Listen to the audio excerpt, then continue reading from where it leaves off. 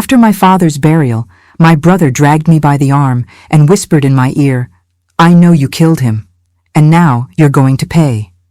For 5 years, I lived imprisoned in my own home, paying for a crime I never committed, until the day I discovered the truth buried beneath the floorboards. Hi there, my dears. How wonderful it is to have you here with me today. You can't imagine the joy I feel being able to sit here and share another story from my life with you. Go ahead and grab your coffee, get comfortable, because today I need to share with you a story I've carried in my heart for many years. My name is Margaret Thompson, I'm 72 years old, and I live here in Asheville, North Carolina. I was born right here in this blessed mountain city with its stunning Blue Ridge views and peaceful atmosphere that soothes the soul. These days, I spend my time in my cozy kitchen, baking traditional Southern biscuits, the kind where the dough is soft and flaky, and the smell of fresh butter fills the entire house. Is there anything better than the aroma of biscuits baking in the oven? I don't think so. I'm here with flour on my hands, wearing my floral apron covered in baking stains and the kitchen smelling of butter and warm bread. This oven here was a gift from my late father over 50 years ago. It's old and worn, but it works beautifully. Every morning I fire it up carefully, set the temperature just right, and start preparing my daily batch. I sell my biscuits at the local farmer's market, you know? It's my little income, my independence. I started doing this about 10 years ago when I realized I couldn't just sit at home waiting for life to pass me by. I learned to bake biscuits from my mother, God rest her soul. She used to say, the secret is in the dough's consistency and the love you put into it. Margaret, she'd say, food made with bitterness is no good. It sits heavy in your stomach. And she was right, you know. That's why I make each biscuit with care, thinking about the people who'll eat them, the families who'll sit at the table and share these warm treats. Now, before I continue my story, I want to make a special request to all of you watching right now, whether on your phone, computer, or TV. Tell me in the comments, what corner of America or the world are you watching me from? And also tell me, what time of day is it where you are? Are you watching me in the morning with the sun coming through your window? Or is it late afternoon after work? Or is it evening when the house gets quieter? I read every comment with care, you know? I imagine you on the other side, and it's such good company for me. So go ahead, write to me. Margaret, I'm watching you from your city, and it's time here. Let's make a chain of kindness, okay? And if you're enjoying this moment here with me, don't forget to like this video and subscribe to Grandparents' Tales, because every week I come here to share the stories of this grandmother who's lived through so much in this life. Hit that notification bell too, dear, so you don't miss any new videos. But you know, my dears, today I need to tell you a difficult story. A story that completely changed my life and taught me that sometimes the most dangerous people are those sleeping in the room next door. I've been through a lot in this life.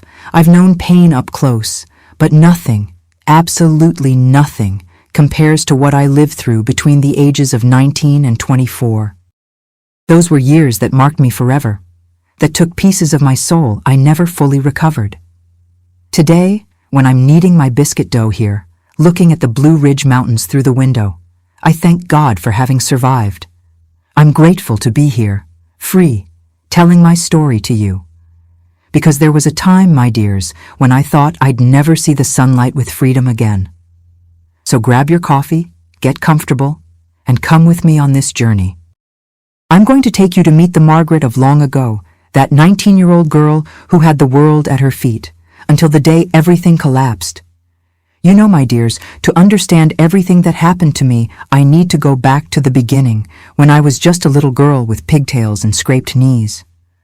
I was born in 1953, right here in Asheville, North Carolina, in a big house with a green gate near the Biltmore Village, close to the estate.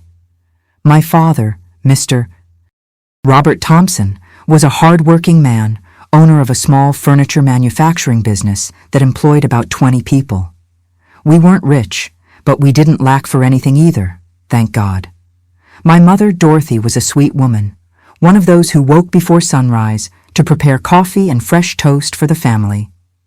She had a special way of doing things. When she walked through the house, she left a scent of lavender and fresh soap. She was an excellent baker, made cornbread, butter cookies, apple preserves, everything with that love only a mother has. I inherited this gift of cooking from her, this desire to feed people with care. But then there was Marcus, my older brother, 11 years older than me. When I was born in 1953, he was already an 11-year-old boy, almost a young man.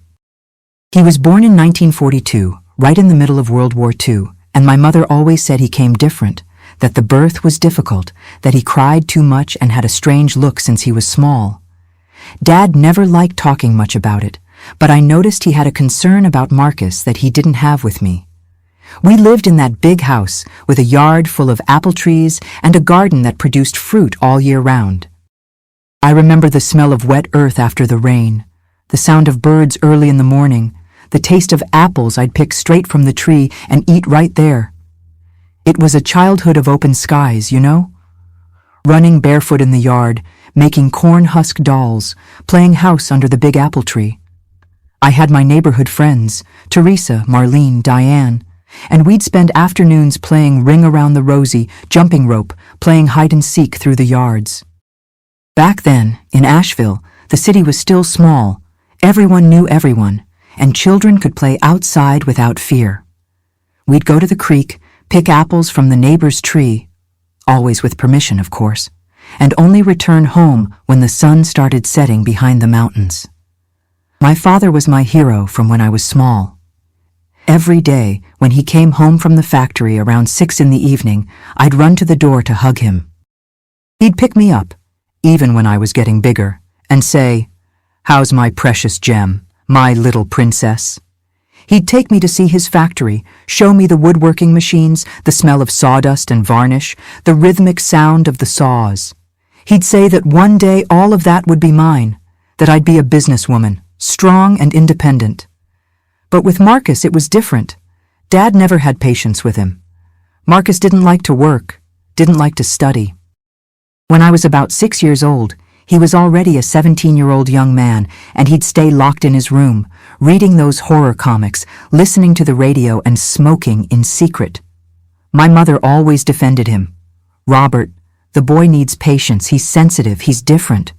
But Dad would retort, "Dorothy, that boy is lazy and has envy in his heart." I was too little to properly understand these adult conversations. But I remember feeling afraid of Marcus.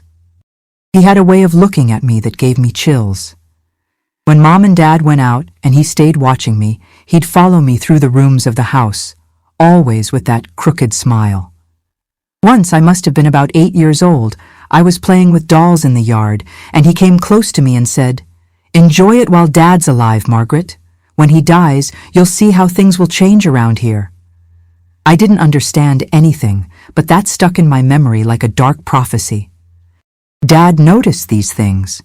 He always told me, "Margaret, my daughter, don't stay alone with your brother. When your mother and I aren't home, you go to Mrs. Henderson's house, our neighbor." And I obeyed, because I trusted my father blindly. He was my protection, my shield against anything that could harm me. The house routine was simple and pleasant. We'd wake early with the neighbor's rooster crowing. Mom would prepare breakfast, I'd help set the table, and we'd have breakfast all together, except Marcus, who slept late. Then I'd go to school, Asheville Elementary, which was about 5 blocks from home. I'd walk with my leather satchel and my navy blue uniform with white blouse. I loved studying, got good grades, and Dad was proud. On Saturday afternoons, Dad would take me for ice cream downtown at the ice cream parlor on Pack Square. It was our special time, just the two of us. He'd tell me stories from his youth, about how he built the factory from scratch, about how he met my mother at a church social in 1940. Those moments were magical, you know? I felt like the most loved girl in the world. But in the shadows, Marcus grew increasingly bitter. He was jealous, a sick jealousy of the love Dad had for me. I'd hear arguments at night, when they thought I was sleeping. Marcus asking for money, Dad refusing, Mom crying, trying to make peace between them. "You need to work, Marcus. You're already 22 years old," Dad would shout, and Marcus would respond defiantly, "You only care about Margaret. You never had anything for me." These fights became more frequent as I grew up. When I was 12 in 1965, things were especially tense at home. Marcus, already 23 years old, still wasn't working, living off our parents, surviving on my father's sweat. And worse, I started noticing looks from him that made me deeply uncomfortable. Looks that a child shouldn't receive from an adult brother. It was at that time, at 12 years old, that Dad started warning me more seriously. "Margaret, pay attention to what I'm going to tell you," he said one day, with a gravity I'd never seen. "Your brother is not a good person. He has a bad heart, full of envy and malice. While I'm alive, you're protected. But promise me you'll always be alert, always be suspicious of him." "Promise?" I promised, without fully understanding the dimension of that request. And so I grew up, a happy girl under the protection of a loving father, but with a threatening shadow always lurking in the corners of the house. That shadow had a name, Marcus, and it was just waiting for the right moment to swallow all the light in my life. The years passed, and I transformed from a girl into a young woman. From my 13 to 17 years, between 1966 and 1970, I lived what I called my golden years. I continued studying with dedication, always bringing home good grades and filling my father with pride. I finished middle school and then high school at Asheville Catholic High School, right here in town. I was one of the best students in my class, dreamed of going to college, a rare thing for a girl back then, you know? Dad encouraged me. "Margaret, you're going to be the first woman in the family to have a college degree," he'd say with that proud smile I loved so much. He'd take me to the factory every Saturday morning so I could learn about the business. He'd teach me to calculate costs, check inventory, talk with employees. "One day all this will be yours, my gem. You need to be prepared," he'd say while showing me the accounting books. Our routine was that of a father and daughter in love with each other, in the purest and most beautiful sense that exists, you know? True family love. Every morning, I'd prepare his coffee just the way he liked it. Strong, with 2 spoons of sugar, served in the porcelain cup that had belonged to his grandmother. Dad would drink his coffee, stroke my hair and say, "You're my sunshine, Margaret. You light up this house." But while I grew and blossomed, Marcus withered in bitterness. He was approaching 30 and still had no direction in life. Didn't work, didn't study, didn't date. He'd stay locked in his room, listening to the radio, smoking cigarette after cigarette, only going out to drink at the local bars. Dad had already lost hope in him. "Marcus, you're going to end up badly. A 30-year-old man who does nothing with his life is a disgrace," I'd hear Dad say. And Marcus would respond angrily, "I don't need to do anything. This house is mine too. When you die, I'll get what's rightfully mine." Those words gave me chills. "When you die." He'd say it with such frightening naturalness, as if he were waiting, counting the days. Mom had already passed away in 1968, when I was 15, cancer that took her too quickly. After she was gone, the tension between Dad and Marcus got much worse. There was no one left to bridge the gap, to try to keep the peace. In 1971, I turned 18 and realized my dream. I got accepted to the education program at UNC Asheville, right here in town. Dad was so happy, he even cried. "My daughter's going to be a teacher. My Margaret's going to be educated," he'd shout through the house. He bought a used blue Volkswagen Beetle just for me, so I could drive to campus every day. It was used, but to me it was the greatest luxury in the world. Every day, I'd wake at 5:30 in the morning, have breakfast with Dad, grab my student bag, and drive the few miles to campus. I loved that routine. Loved the classes, loved the books, loved the feeling of building my future. In the late afternoon, when I'd return, Dad was always waiting for me at the living room window. "So, my scholar, "How was your day?" he'd ask. And I'd tell him everything, the subjects, the professors, the new friends I'd made. Marcus hated seeing me happy. When I'd come home from college all excited, he'd shoot me looks of pure poison. One day, I remember it like it was yesterday. I was in the living room showing Dad a psychology of education test where I'd gotten an A. Dad was beaming, hugging me, saying I was his pride.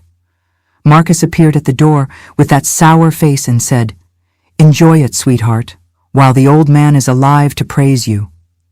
Dad turned red with rage. "Get out of my sight, Marcus!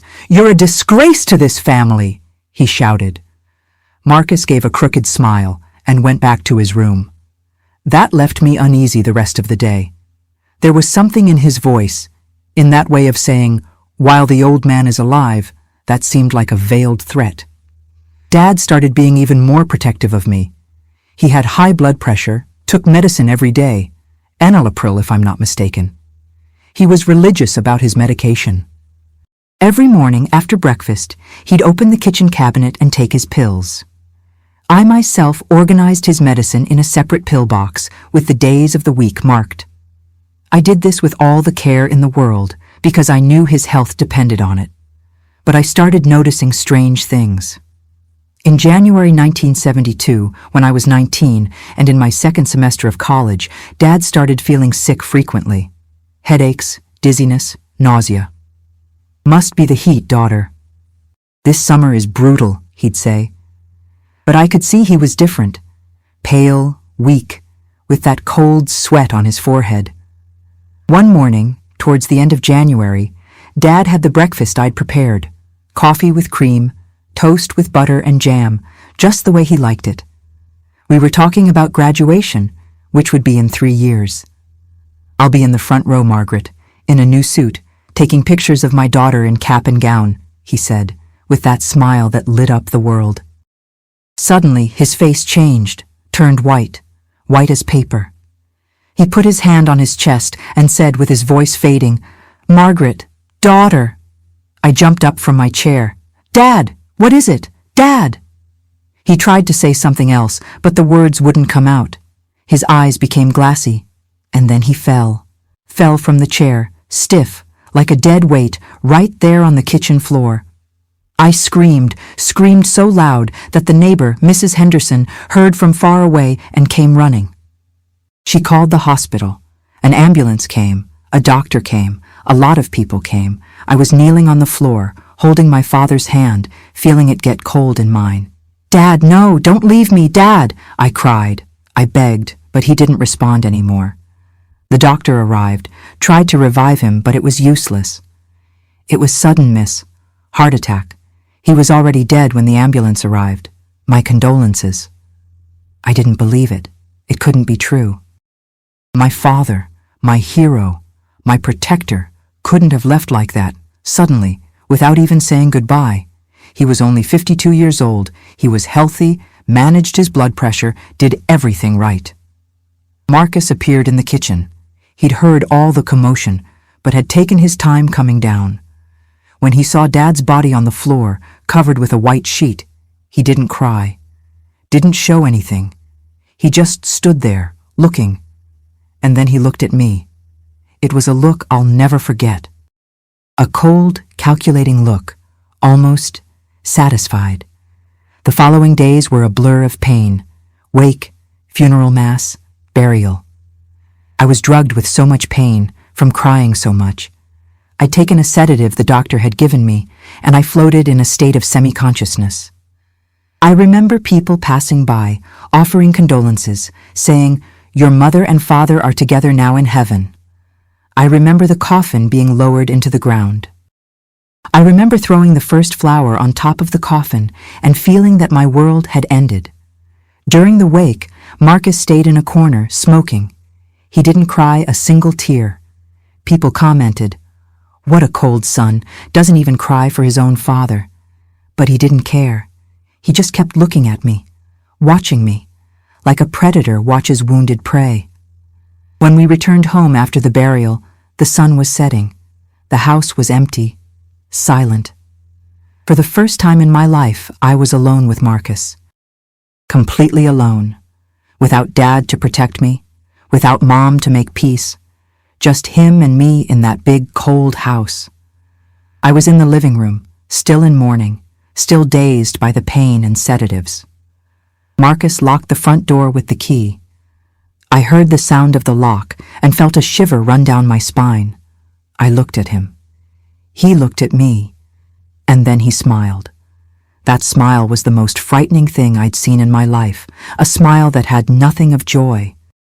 A smile of someone who had just won a game. He walked slowly towards me. Each of his steps echoed in the silence of the house, and when he got close, he grabbed my arm, squeezed hard. It was the first time in my life that someone had physically hurt me on purpose. "Now it's just you and me, Margaret," he said, with that low, threatening voice, "and things are going to be very different from now on." I looked at him without understanding. My arm hurt where he'd squeezed it. "Marcus, let me go." "You're hurting me," I said, trying to pull away. But he squeezed harder. "You're going to listen to me, Margaret. You're going to listen and you're going to obey," he said, pushing me onto the sofa. I fell sitting down, still dazed by the sedatives and the pain of losing my father. That's when he reached into his pants pocket and pulled out a small medicine bottle. A bottle of pills that looked just like the ones Dad took. He threw the bottle in my lap. "You know what this is, sweetheart?" he asked, with that mocking tone that made me feel nauseous. I picked up the bottle with trembling hands, read the label. It was enalapril, Dad's medicine, but the bottle was half full. I don't understand," I said, confused. Marcus crouched down, got his face very close to mine, and said slowly, letting each word penetrate like a knife. "These pills aren't blood pressure medicine, Margaret. They're flour pills, wheat flour, nothing more. And they have your fingerprints all over the bottle." My heart stopped. What are you saying?" I stammered. He smiled. "I saw you switching Dad's medicines, Margaret. I saw you taking the real pills and putting these fake pills in their place. That's why he had the heart attack, because you, with your own hands, took away the medication that kept him alive. You killed our father." "No!" I screamed, jumping up from the sofa. "I would never do that. I loved Dad. I never switched any medicine." But Marcus just laughed, a low, cruel laugh that echoed through the empty room. "It doesn't matter what you say, Margaret. What matters is what I saw, and what the police will believe when I show them this bottle. Your fingerprints are all over it. You organized his medicines, remember? Your fingerprints will match perfectly." I started crying. Crying from desperation, from fear, from confusion. "But I didn't do anything! Marcus, you know I didn't do anything!" He approached again, grabbed my chin hard, forced me to look into his eyes. "I know you didn't. Because I was the one who switched the medicines, you idiot. But no one will ever know that. The evidence points to you. And if you don't do exactly what I tell you from now on, I'll go to the police station tomorrow morning and turn you in. You'll be arrested, Margaret. You'll be tried. You'll spend the rest of your life in jail for patricide. Do you want that?" My world collapsed in that moment. I was 19 years old, had just lost my father, and now was being blackmailed by my own brother. A murderous brother who was blaming me for his crime. I fell to my knees on the floor, sobbing, "Please, Marcus, please don't do this to me." He crouched down, ran his hand through my hair in a gesture that seemed affectionate, but was deeply disturbing. "I won't do anything as long as you're a good girl, an obedient girl." In the following days, my life became a waking nightmare. Marcus established rules that transformed me from beloved daughter into prisoner of my own home. "From today on, you don't leave this house without my permission," he said. "You're not going to college anymore. You won't have friends anymore. You won't talk to anyone. This house needs a woman, and you're going to be that woman. You'll cook, clean, wash, iron. And at night? At night, you'll fulfill other duties too." I don't need to go into details about what he meant by other duties. But those of you listening, those who are intelligent, you understand. He transformed me into something that a sister should never be forced to be. And he used that bottle of fake medicine as a constant weapon against me. Remember, you can be arrested at any time, he'd say whenever I cried, whenever I tried to resist. He disconnected the house phone. You don't need to talk to anyone, he said. He locked my Blue Beetle, that gift from Dad, in the garage and hid the keys. You won't need to go out. He fired Mrs. Patterson, who worked as our housekeeper twice a week. We don't need strangers here. That way, he ensured I was completely isolated from the world. Every morning I'd wake up early, even without having slept well. The room that had been mine, with my girlhood things, my school books, my dreams of being a teacher, became just a distant memory.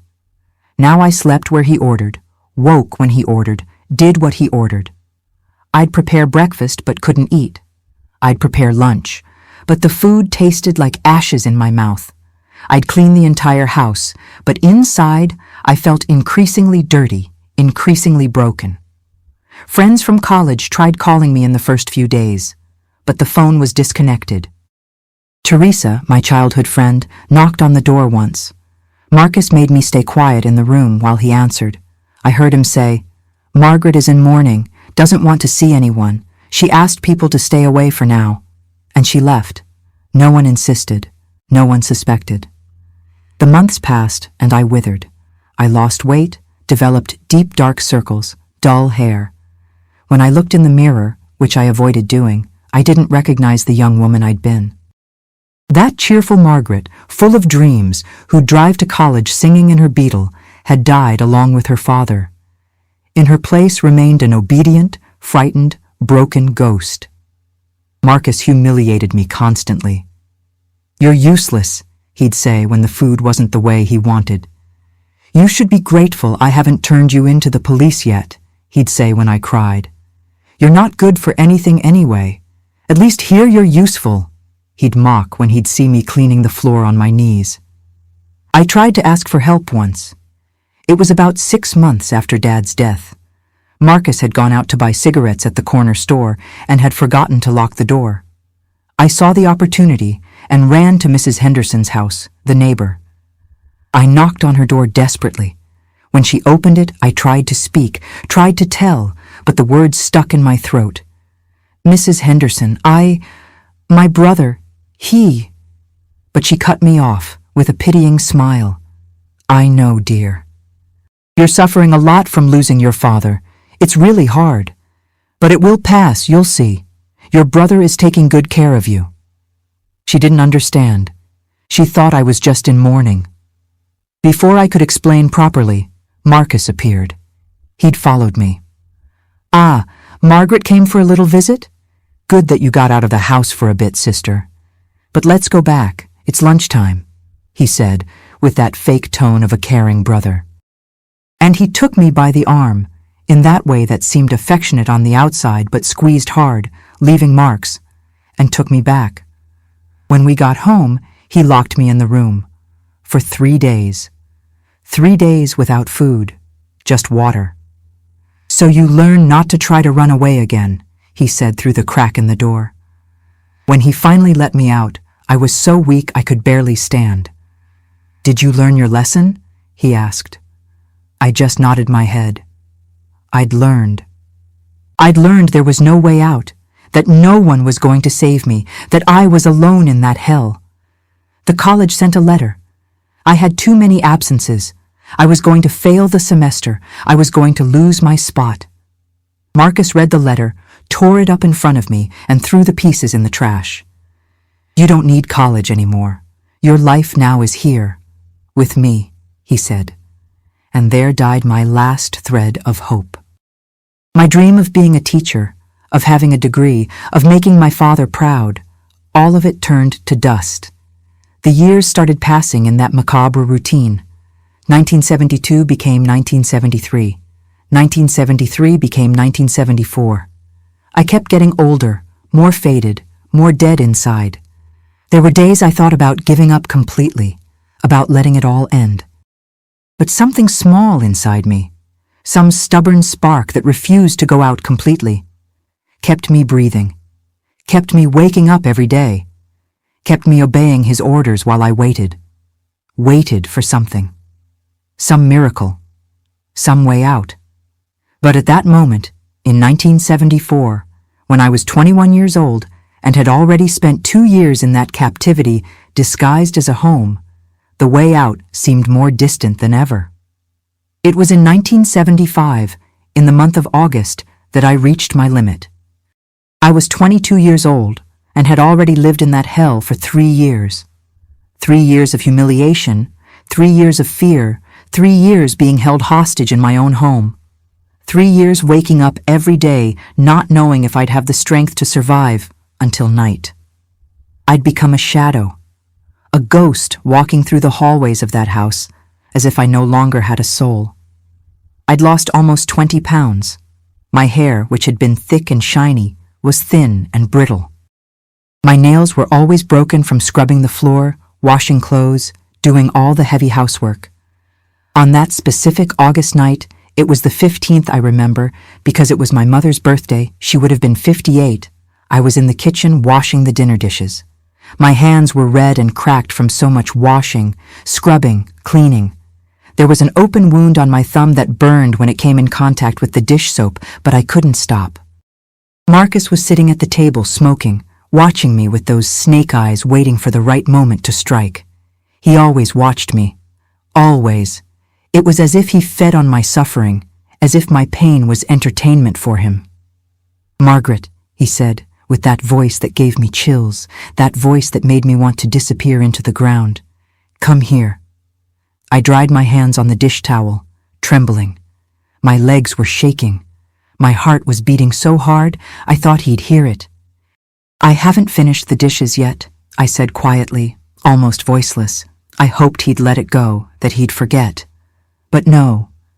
"I said come here," he shouted, hitting his hand on the table so hard the coffee cup jumped, spilling the dark liquid on the tablecloth I'd ironed that morning. I went. I always went. Because I was afraid. Afraid he'd carry out his threat.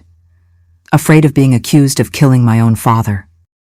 Afraid of going to jail, being tried, spending the rest of my life locked in a cold cell.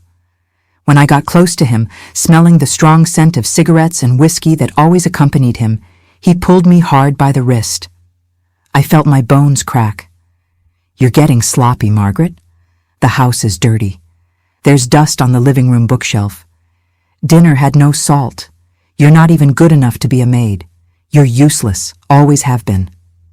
Each word was a stab. I lowered my head. I didn't have the strength to defend myself anymore. Tears burned in my eyes, but I wouldn't let them fall. He liked when I cried, said I looked prettier crying. "I'm sorry," was all I could say. My voice came out so low, so broken, that I almost didn't recognize myself. Where was the Margaret who sang in the car on the way to college? Where was the girl who laughed out loud, who dreamed of being a teacher, who believed in a bright future? He pushed me hard. I hit my back on the corner of the table and felt a sharp, stabbing pain that went up my spine. My vision darkened for a second. "Go to your room and stay there thinking about how you can be more useful tomorrow. And I don't want to hear a peep," he said, already lighting another cigarette. I climbed the stairs, limping, holding my back with one hand and the railing with the other. Each step was an immense effort. With pain, with shame, with my heart broken into 1,000 pieces. I entered what had been my parents' room, because Marcus had taken my room for himself, saying his bachelor room was too small, and threw myself on the bed. The mattress still had the faint scent of my mother's perfume. Sometimes I'd bury my face in the pillow and try to smell that scent, try to remember when she was alive, when the house still had love.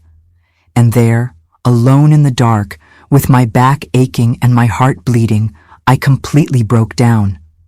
I cried. I cried like I'd never cried before. It wasn't crying from sadness. It was crying from total, absolute desperation. It was the crying of someone who's hit rock bottom and sees no way out, sees no light, sees no reason to continue. My whole body trembled. I hugged the pillow and screamed into it, muffling the sound so Marcus wouldn't hear. I screamed all the rage, all the pain, all the hatred I felt. Screamed until my throat hurt, until I had no voice left. I looked at the ceiling of that room, at the old chandelier swaying slightly with the wind coming through the crack in the window, and thought, I can't take it anymore. I don't want to live like this anymore. This isn't life. This is not life. For the first time in 3 years, very dark thoughts started entering my head for real. Thoughts of ending it all, of jumping from that second-floor window and ending all that pain at once. Of taking all the medicine from the bathroom cabinet. Of grabbing the kitchen knife and... No, I won't even say it, but you understand. They were thoughts of someone who can't bear to breathe anymore. Dad, I whispered in the dark, with my voice hoarse from crying so much. Dad, why did you leave me here? Why did you abandon me with this monster? Why didn't you take me with you? And then, for the first time, I started to feel angry. Angry at my father for dying and leaving me alone. Angry at myself for being weak, for not being able to defend myself, for obeying like a scared puppy. Angry at God for allowing this to happen to me. Angry at the whole world. I was a good girl, I shouted at the empty ceiling, at the dark room, at the silent house. I never hurt anyone. I went to church every Sunday. I helped others. I obeyed my parents. Why me? Why is this happening to me? But there was no answer. Only silence. The cold and cruel silence of that house that had become my prison. It was at that moment of total desperation, when I was at my lowest point, that I heard my father's voice in my head. It wasn't a real voice, I know that. It was a memory. A vivid memory of something he told me once, when I was a child. I must have been 7 or 8 years old, and had fallen off my bicycle in the yard and scraped my knee badly. I was crying, saying I'd never be able to ride a bike, that I was too weak, that I was afraid of falling again.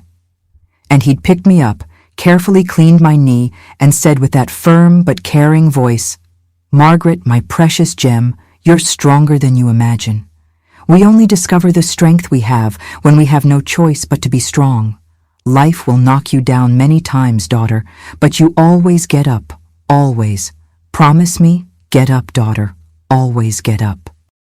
That memory hit me head on, like a slap in the face, like a bucket of cold water that woke me from that mental nightmare, and something inside me, some tiny stubborn spark that refused to die completely, started shining again. Get up, I said to myself, out loud. Get up, Margaret. Your father didn't raise you to be a coward. He didn't die for you to give up. He raised you to be strong, to fight. I sat up in bed, wiped my tears with the back of my hand, and for the first time in 3 long years, felt something I'd forgotten existed. Anger. But not anger at myself. Anger at Marcus. Real, powerful anger that burned in my chest like hot coals. He's not going to win, I said in a low but firm voice. I won't let him win. I started thinking clearly for the first time in a long time. My brain, which had been clouded by sadness and fear, started working again. He keeps me here through fear. He uses fear as a weapon, as chains. But what if I can get proof that it was him who killed Dad? What if there's something, a letter, a document, something, that proves my innocence? My heart started beating faster, but this time it wasn't from fear. It was from hope, from anticipation. Dad was a careful man, an organized, methodical man. He kept everything, receipts, invoices, old letters. Could he have left some clue, something written before he died, some document that could save me? I got up from the bed, ignoring the pain in my back. I went to the window and looked at the dark, silent Asheville street. The mountains in the distance were shadows against the starry sky. If there's something, Dad, I'll find it, I whispered. That night, when Marcus slept, He slept heavily and snored loudly after drinking half a bottle of whiskey. I left the room in absolute silence. My bare feet made no noise on the cold wooden floor. I went down the stairs like a ghost, avoiding the steps that creaked. The third and seventh I knew by heart. I went to Dad's office, that sacred place Marcus rarely entered because he was too lazy to deal with paperwork and documents. The office was exactly as Dad had left it. It smelled like pipe tobacco, old paper, Old Spice cologne that he'd wear every day. It smelled like him. For a moment, that smell paralyzed me. It was as if he were there, sitting in the leather chair, smiling at me. I swallowed the lump in my throat and turned on the small desk lamp, being careful not to make noise. I started searching. I searched in the desk drawers, work papers, old bills, yellowed photos. I searched in the file cabinets, folders with factory documents, contracts, payroll sheets. I searched behind the books on the shelves, accounting books, novels he liked to read, even an old Bible. But I found nothing. Nothing that could help me prove my innocence. Nothing that revealed the truth about his death. Frustrated, I sat in his chair, in that leather chair that creaked slightly, and put my face in my hands. I touched the desk, his objects, the glass ashtray, the wooden pen holder, the framed photo of me on high school graduation day. Dad, where would you leave something important? Where would you hide a secret? If you knew Marcus was dangerous, you must have protected yourself somehow. Where, Dad? Where? I whispered, desperate. Suddenly I heard a noise. Footsteps upstairs. Marcus had woken up. My heart raced violently in my chest. Blood froze in my veins. I turned off the lamplight in a quick movement and hid under the desk, curled up, hugging my knees, holding my breath. I heard footsteps coming down the stairs. Each step seemed like an eternity. He passed through the hallway very close to the office door. He stopped. My God, he stopped. I closed my eyes tightly, praying he wouldn't come in. After seconds that seemed like hours, he continued. Went to the bathroom. I heard the toilet flush. I heard him returning, going up the stairs again. I stayed there under that table, trembling so much my teeth were chattering for more than an hour. I didn't move an inch. Only when I was absolutely sure he'd gone back to sleep, when I heard his snoring again, did I come out of my hiding place. My legs were numb. I slowly went up to the room and lay down, my heart still racing. But something fundamental had changed that night. I discovered I still had courage. Courage to go downstairs in the dark. Courage to search. Courage to risk being caught. Courage to defy, even if in secret, the prison he'd built around me. And I'd discovered something important. Dad's office was territory that Marcus avoided. If there was something that could save me, it would be there. It had to be. In the following months, between the end of 1975 and all of 1976, I continued my life as a slave during the day. But at night, when I could, when I was sure he was deeply asleep, I'd return to the office. Searching, always searching. I searched in every drawer, in every folder, in every book, in every corner. There were nights I found nothing and returned to the room defeated, wanting to give up. There were nights I'd find an old photo, a letter from my mother to my father, some memory that made me cry from longing but didn't help me at all. But I didn't give up. I couldn't give up. Because now I had a goal, a purpose, something that kept me alive beyond fear, something that made me wake up every day and keep going. I was going to find the truth. I was going to find proof of my innocence. I was going to free myself from that monster. I didn't know when. I didn't know exactly how, but I knew deep in my heart, with a certainty I couldn't explain, that that office held a secret my father had left for me, a key to my liberation, and I was going to find it even if it took years. Wait for me, Dad, I whispered one night, sitting on the cold office floor with a pile of old documents by my side, the dim lamp illuminating my tired face. I know you left something to help me. I feel it. I'll find it. I promise by everything sacred that I'll find it. And it was that promise made in the dark, in the silence, in the solitude, that kept me alive, that kept me fighting for the next months, until that day, in March 1977, when everything finally changed. March 1977. I'd just turned 24. I'd lived 5 years in that hell, 5 entire years of my youth stolen by that man. But in that March, luck finally smiled on me. Or rather, my father finally managed to reach me from beyond. Marcus announced on a Thursday that he was going to travel. "I'm going to Atlanta to visit some friends. I'll be back Sunday night," he said, with that arrogant manner.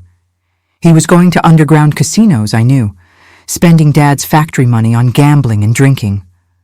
"The house stays locked. You don't go out. Don't even think about trying anything, or when I get back you'll see," he threatened before leaving. When I heard the sound of his car driving away down the street, I felt a wave of relief, so great my legs wobbled. 3 days. I had 3 days alone. 3 days without hearing his voice, without feeling his gaze, without being afraid. It was as if I could finally breathe after being underwater for a long time. On Friday morning, I decided to clean Dad's office. It had been a while since I'd been able to do a deeper cleaning there. I was always afraid Marcus would come in and catch me going through things. But now I was alone. I could clean calmly, could stay there smelling Dad's scent, could even cry if I wanted, without anyone to judge or humiliate me. I entered the office with a bucket, cloth, and broom. I opened the windows to let the fresh air in. The morning light illuminated the entire room, showing the accumulated dust. I started taking books off the shelves to clean. I wiped the desk with care, as if I were caressing my father's memory. On top of a tall piece of furniture, near the window, there was a blue ceramic vase that my mother had loved. It was a large, heavy vase she'd received as a wedding gift. I wanted to take it down to clean underneath.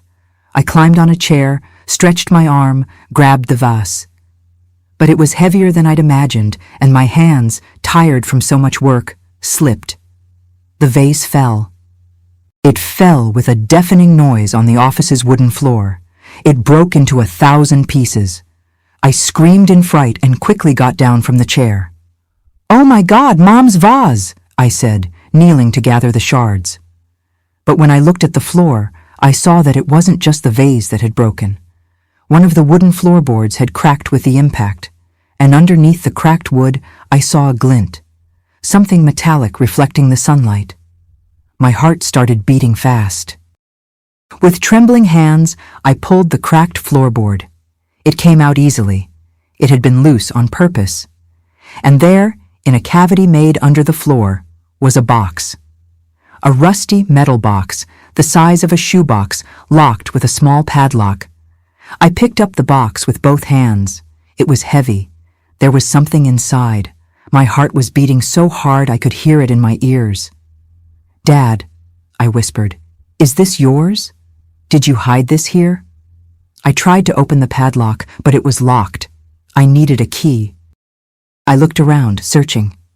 I opened the desk drawers. Nothing. Then I remembered. Dad kept tools in a basement cabinet. I ran down the stairs, went to the damp, dark basement I hated. I searched until I found a screwdriver and a hammer. I went back to the office. I put the box on top of the desk and with the screwdriver forced the padlock until it gave way and opened with a snap. I opened the box lid with hands trembling so much I almost dropped it. Inside were VHS tapes, those old video cassettes, and a notebook, a brown leather diary, old with yellowed pages. I picked up the diary first. The handwriting was my father's. I immediately recognized that firm, slanted writing. I opened to the last page. It was dated January 28, 1972, 1 day before his death. My hands were trembling so much I could barely hold the notebook. I read aloud, with my voice choking. "Marcus asked me for money again today, 5th time this month. I refused. He said I'd regret it, said that accidents happen to old people. That scared me. This morning when I had my coffee, I tasted something strange, bitter, different. And in the afternoon, I felt sick. Dizziness, nausea, cold sweat. It's not normal.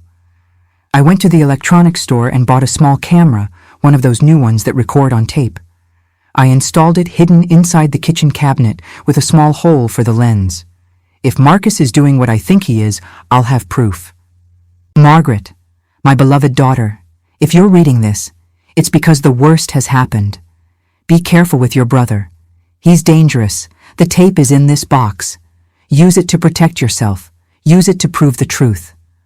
I love you, my precious gem, your father who will never abandon you.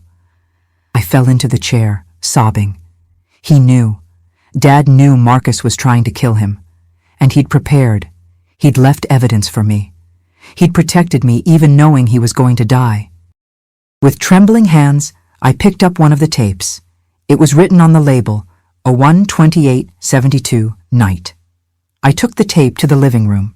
We had an old VCR that we almost never used.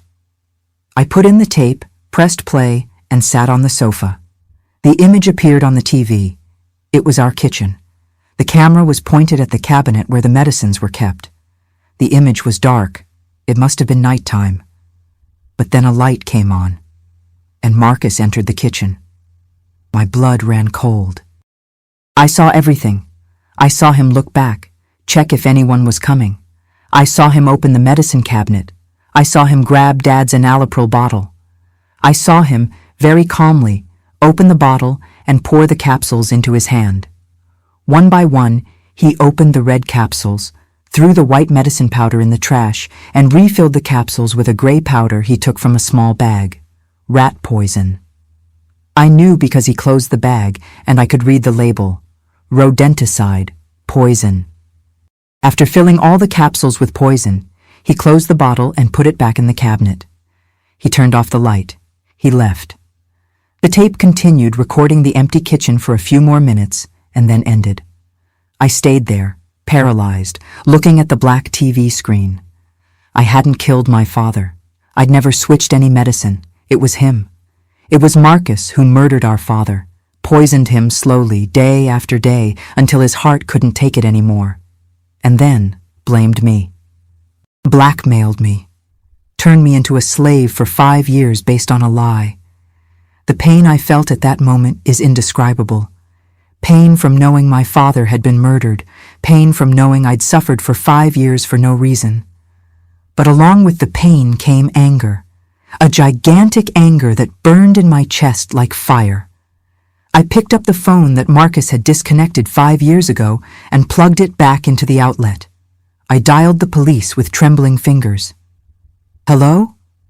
I need to report a murder. I have evidence. I have the video, I said, and gave the address. The police arrived in half an hour. 3 uniformed officers. I showed the tape. I showed the diary. I told everything. The 5 years of captivity, the blackmail, the lie. They listened to everything, watched the video, were shocked. Ma'am, you'll need to give formal testimony, but with this evidence, we'll arrest your brother as soon as he returns, the detective said. On Sunday night, when Marcus returned from his trip, I was prepared. The house was dark when he entered. I heard the key in the door, heard his footsteps. Margaret, where's my dinner, you useless woman? He shouted as he always shouted. I turned on the living room light, and he saw 3 police officers sitting on the sofa, the detective standing by my side, and on the TV, the image of him opening the medicine capsules and putting poison inside, playing on loop. His face dropped. His face turned white. He looked at me, then at the police, then at the TV.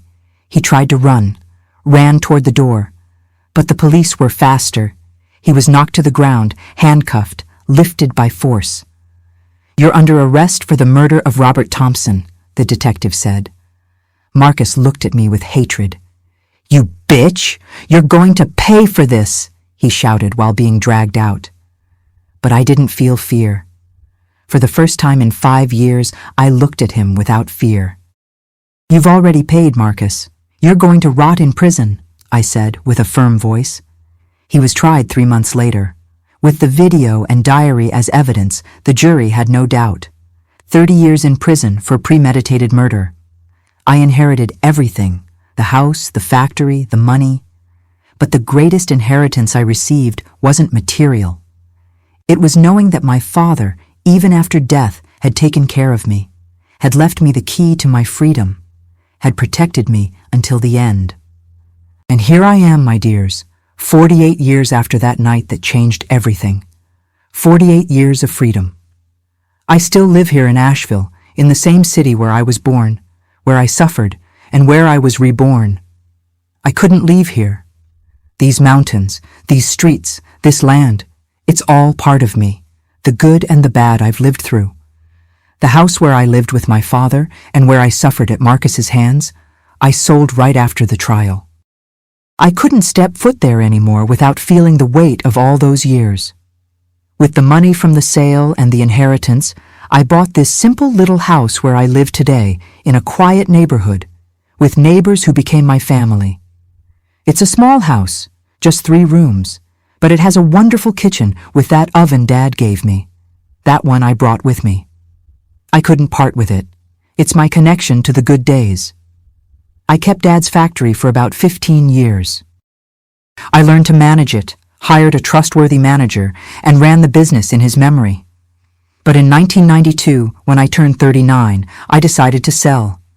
I wanted simplicity. I wanted peace. I wanted to wake up every day without the weight of managing employees and dealing with suppliers. I invested the money from the sale and live off the returns. It's not much, but it's enough for me. What really fulfills me, what truly gives me joy, is this little biscuit business of mine. I wake up every day at 5 in the morning, an old habit I never lost, and start preparing my batch. The smell of fresh butter, the sound of flour falling into the wooden bowl, the warmth of the oven, it all calms my soul. It's like meditation, you know? Each biscuit I make with my hands is a prayer of gratitude for being alive, for being free. Every Tuesday and Saturday, I load my thermal bags and go to the farmer's market at the town square. I set up a simple table with a red checkered tablecloth I embroidered myself and stay there from 7 until noon selling my treats. People already know me. Mrs. Margaret, save 2 bags for me. Mrs. Margaret, last week's were divine. Every customer who returns is a victory. Every smile I receive is a reminder that I won. I got married at 32 in 1985. I met Gerald at Sunday Mass. He was a widower, 10 years older than me, a simple man, a carpenter by profession. He was the one who made my market table, who built my kitchen cabinets. I told him my story early in our courtship. I didn't want secrets. He listened, held my hand, and said, "You survived, Margaret. That makes you the strongest woman I know." We were married for 23 years, until he passed in 2008 from a stroke. I miss him every day. I didn't have children. We tried, but it didn't happen. And you know, today I'm grateful. I think God knew I needed to heal first, needed to learn to be Margaret again before being a mother. But I have nieces and nephews, children of cousins, who visit me, call me great aunt, shower me with affection. I have Gerald's daughter from his first marriage, Luciana, who treats me like a mother.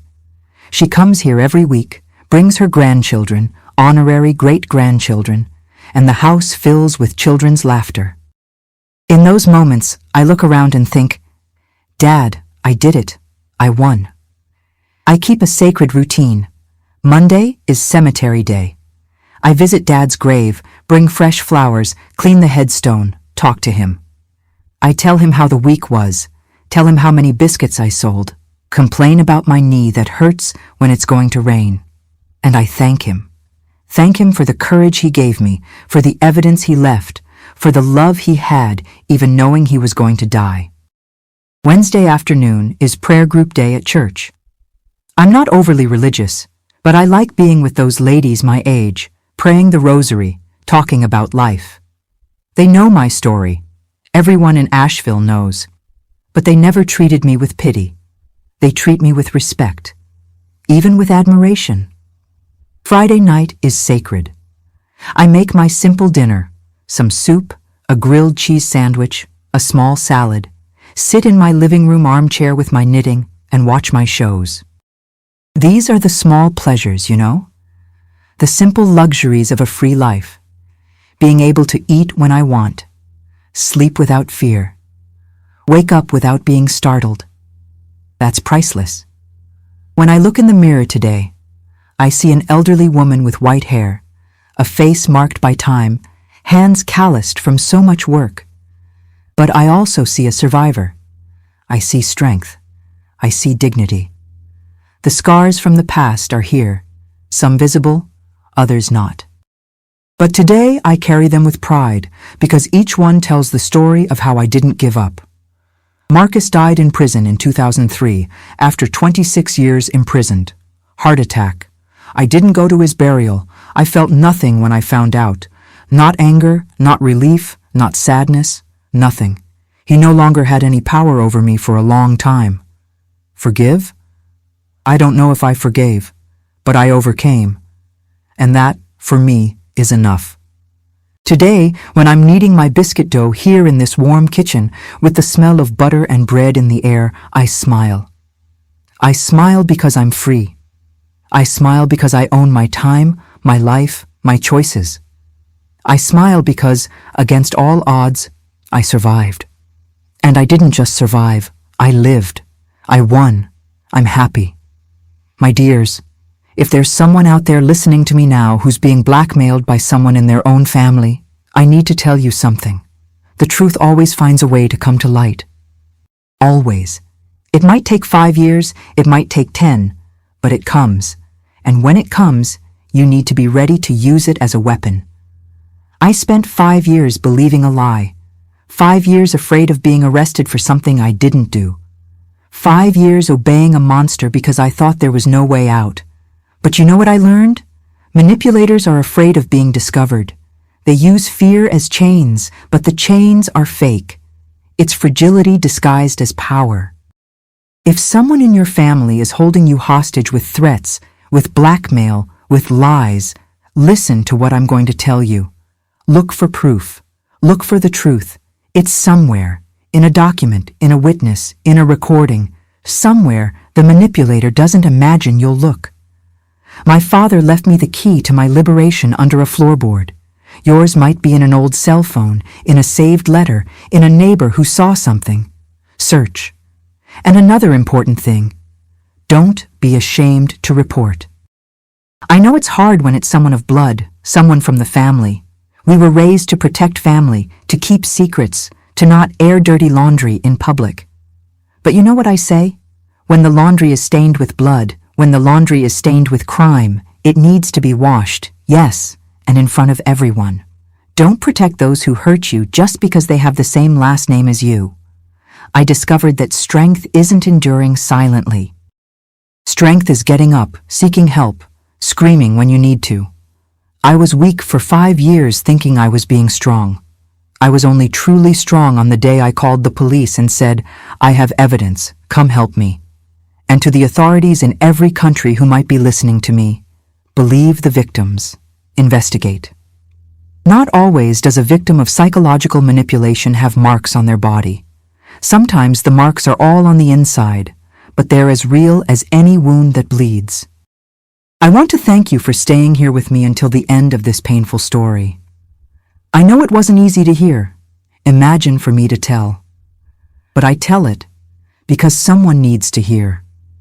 Someone out there is suffering silently and needs to know there's a way out. Now, if you really listened to me until now, subscribe to Grandparents' Tales, like the video and comment what time you're finishing watching this video.